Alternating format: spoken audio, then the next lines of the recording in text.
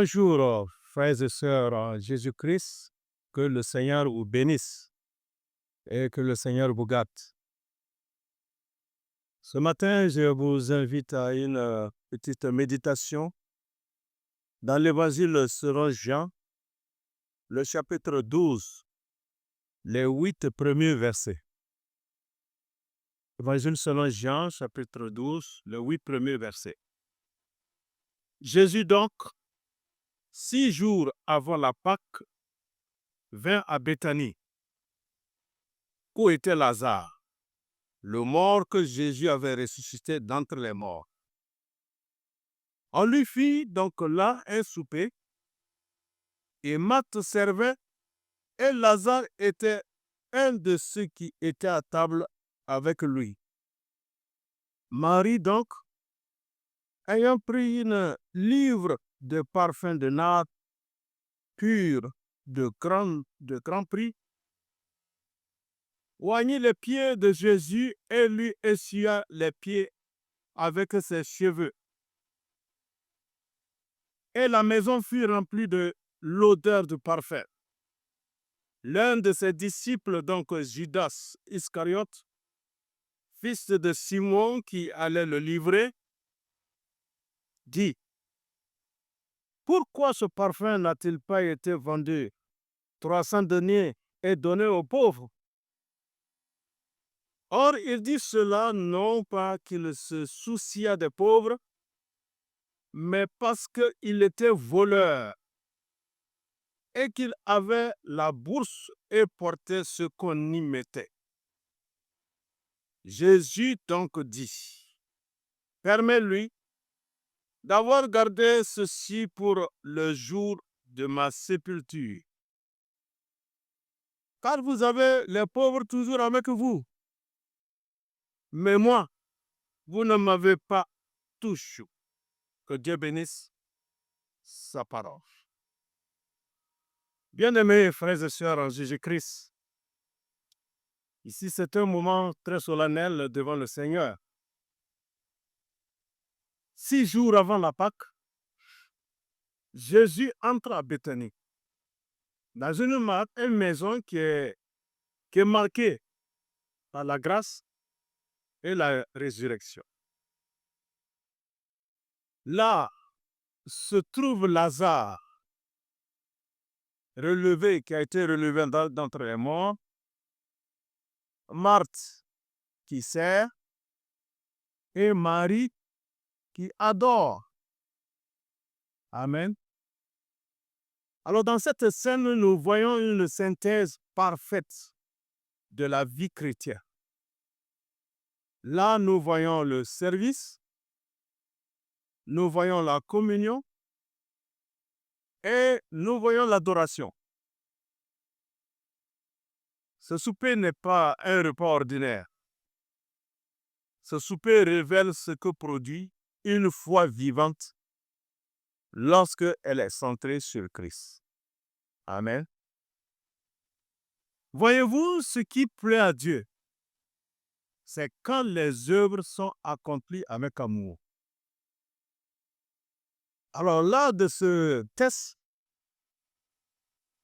je propose un thème: 3 caractères essentiels de la vie chrétienne. 3 caractères essentiels de la vie chrétienne. Alors, le premier caractère, nous le voyons déjà au verset 2. Il est dit: On ne fit donc là un souper et Marthe servait. Donc, on voit ici le caractère de service. Marthe servait. Ici, nous voyons Marthe qui illustre le service consacré qui découle de la communion avec Christ. Marthe ne sert pas pour être vue, mais parce que Jésus est là qu'elle sert. Donc, elle met son énergie, elle met son temps et sa capacité au service du Seigneur. Mais ici, elle ne sert plus dans l'agitation. bien sûr qu'elle a appris que le vrai service naît de la communion. Parce que le service chrétien n'est jamais une œuvre pour être vue. Ce n'est pas une œuvre pour être vue, mais c'est une offrande silencieuse faite à Christ. L'apôtre Paul va nous le dire dans Romains 12. Regardons Romains 12. Romains, le chapitre 12, verset 1. Je vous exhorte donc, aux frères, par les compassions de Dieu, à présenter vos corps en sacrifice vivant, saint, agréable à Dieu, ce qui est votre service intelligent. Amen. Voilà, ici, c'est un service, une offrande.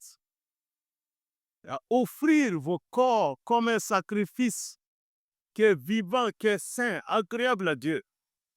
Ça qui nous interpelle, bien-aimés.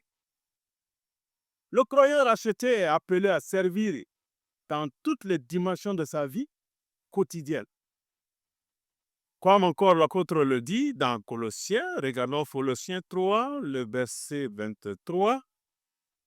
Colossiens 3, verset 23.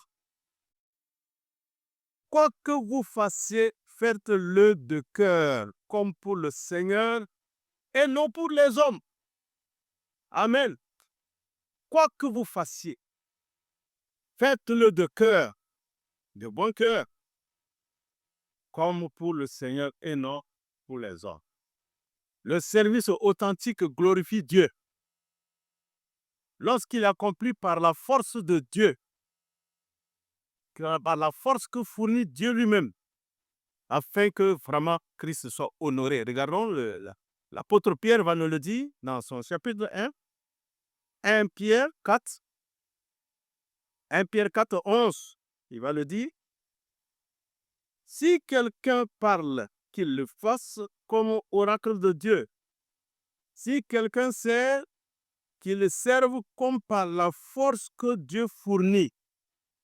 Par la force que Dieu fournit, afin qu'en toutes choses, Dieu soit glorifié par Jésus-Christ, à qui est la gloire et la puissance au siècle des siècles. Amen. Par la force que Dieu fournit. C'est avec ça qu'on peut servir le Seigneur. Amen. Alors, dans mon texte de Jean 12, nous voyons un second caractère. Ça, c'est le caractère de la communion. Toujours dans le chapitre 12. Regardons maintenant, toujours dans le verset 2, et nous voyons un autre. Et Lazare était de ceux qui étaient à table avec lui. Voilà, un autre caractère. Ça, c'est la communion maintenant. Ici, Lazare illustre la communion. Une communion paisible du croyant vivant par la grâce. Lazare, lui qui était ressuscité d'entre les morts, le voilà assis à table avec le prince de la vie. Amen. Ça nous donne l'image du chrétien qui est mort et qui est ressuscité avec Christ et qui est appelé à vivre dans sa présence. Amen. C'est ça qui illustre la communion. Le chrétien, quelqu'un qui est mort avec Christ et qui est ressuscité avec lui et qui est appelé à vivre dans sa présence, avoir la communion avec lui, comme le dit 1 Jean, chapitre 3, 1 Jean plutôt, chapitre 1.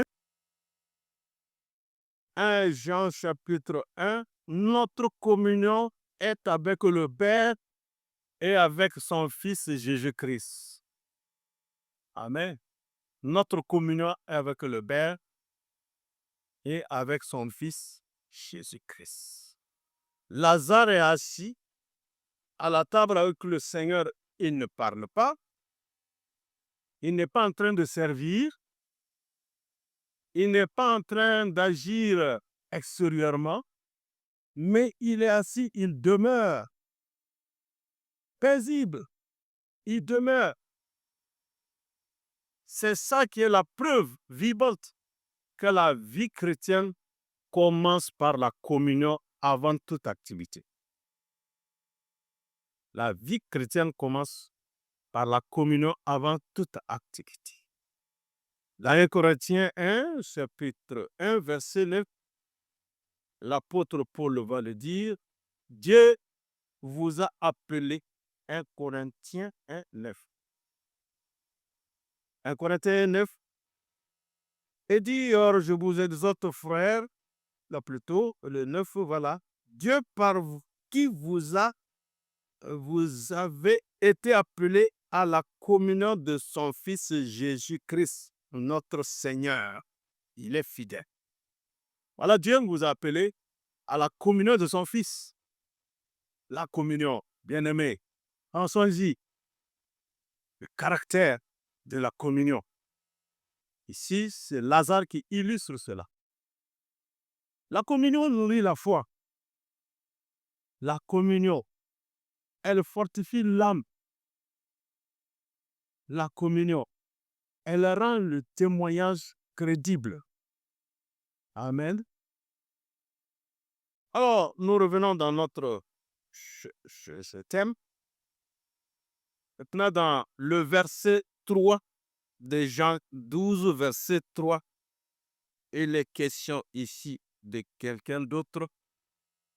Marie, donc, ayant pris une livre de parfum de nard par le pur, de parfum de nard pur, de grand prix, oignit les pieds de Jésus et lui essuya les pieds avec ses cheveux. Et la maison fut remplie de l'odeur du parfait. Amen. Voici un autre caractère, bien-aimé. Ça, c'est le caractère de l'adoration. Marie illustre le caractère de l'adoration. Ça, c'est le sommet de la vie chrétienne. L'adoration. Elle offre ce qu'elle a de plus précieux, sans calcul, sans parole, sans retenue. Voyez-vous, l'adoration est le langage de l'amour mûr par la parole. Là, il faut être mûr véritablement par la parole pour avoir une telle adoration. Pierre va le dire dans son chapitre 1 Pierre 1, et plutôt 2. Regardons à partir du verset 2. Désirez ardemment comme des enfants nouveau-nés le pur lait intellectuel, afin que vous croissiez par lui à salut. Voilà, le pur lait intellectuel. C'est ça qui mûrit, c'est ça qui donne la croissance. Marie a appris au pied de Jésus, parce que nous la voyons dans Luc chapitre 10. Regardons Luc 10. Là, elle est au pied de Jésus. Luc 10, 39, verset 39. Et elle avait une sœur appelée Marie, qui aussi s'étant assise au pied de Jésus, écoutait sa parole. Vous voyez, Marie, quand Jésus vient, elle est là à ses pieds et elle écoute les paroles du Seigneur. C'est ça qui l'a fait mûrir, c'est ça qui lui a donné cette intelligence, c'est ça qui lui a donné vraiment cette spiritualité. Amen. Et par là, elle a compris beaucoup de choses. Alors, elle vient vraiment et avec son intelligence spirituelle qui lui a permis de discerner le moment et la valeur de l'acte. Elle est sans mesure, sans hésitation, sans parole. Amen. Ça nous interpelle très fort. Tandis que Judas Iscariote critique, Lui critique, mais Jésus défend. Mais ce que les hommes jugent excessif, le Seigneur le déclare précieux. C'est toujours comme ça. Judas était là. On aurait pu vendre ce parfum et puis donner l'argent aux pauvres. Mais c'était faux. C'est pour lui ses ambitions personnelles, son intérêt. C'était un voleur. Parce que là où l'amour est vrai, rien n'est trop coûteux pour Dieu. Amen.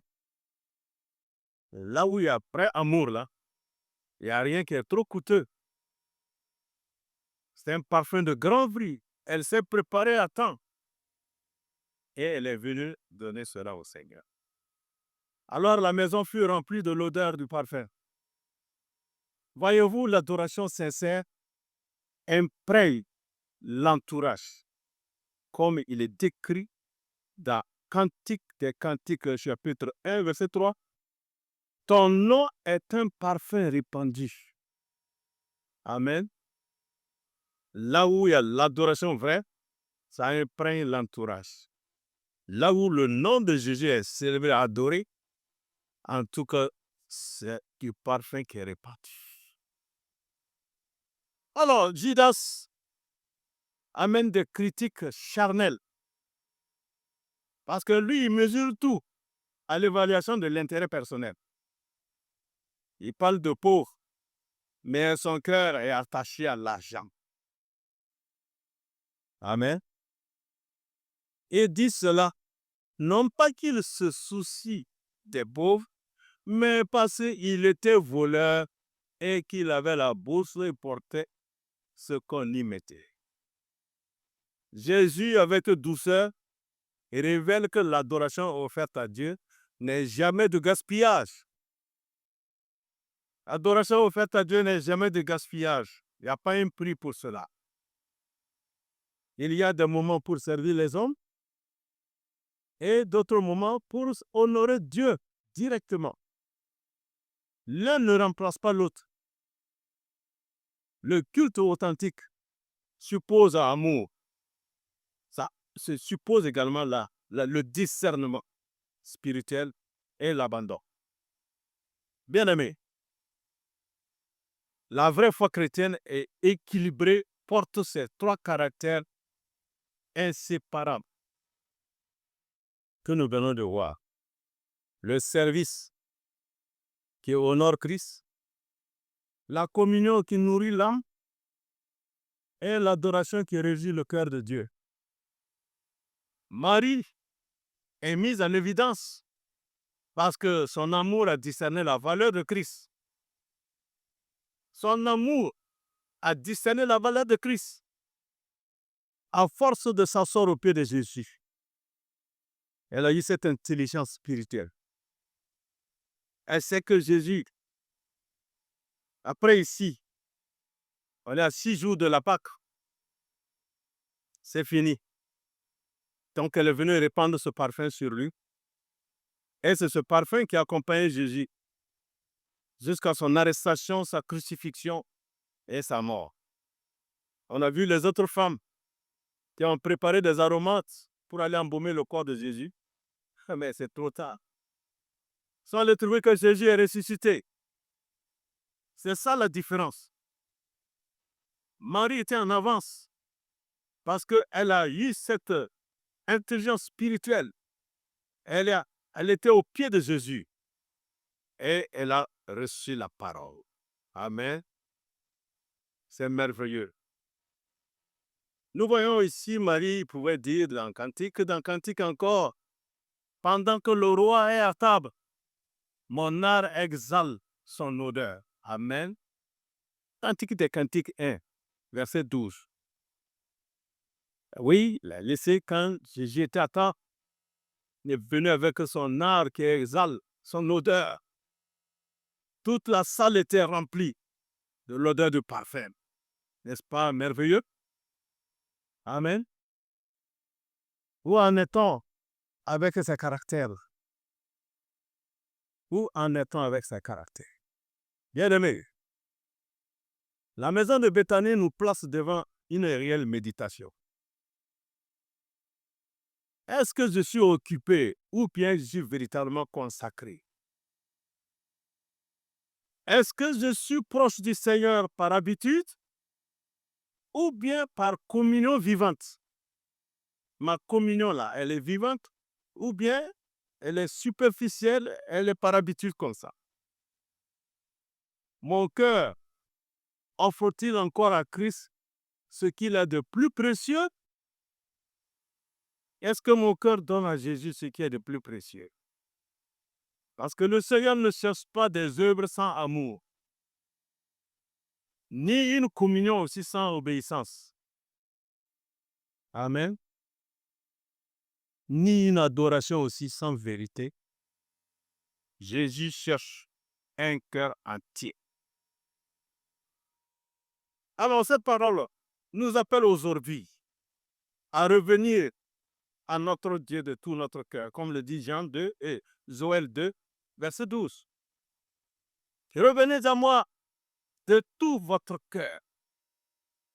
Si notre service est devenu mécanique, repentons-nous. Repentons-nous. Si aussi notre communion s'est refroidie, revenons à la table du Seigneur. Et si notre adoration a perdu son parfum, retournons au pied de Jésus. Si ta communion n'a plus d'odeur,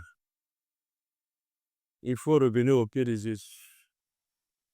Offrons-nous de nouveau à Dieu, bien-aimés frères et sœurs en Jésus-Christ. Non par contrainte, mais par amour, afin que nos vies deviennent une louange vivante à la gloire de son nom. Amen. Prions. Notre Père céleste, ce matin, nous venons à toi tel que nous sommes. Purifie vraiment notre service. Renouvelle notre communion avec toi. Ravive en nous l'adoration véritable. Délivre-nous des cœurs partagés et remplis-nous de l'amour de Christ, afin que nos vies répandent le parfum de sa présence. À toi soit la gloire, l'honneur, la puissance, la majesté, maintenant et pour toujours, au nom de ton Fils, Jésus-Christ. Amen. Gloire au Seigneur, que le Seigneur vous bénisse. Amen.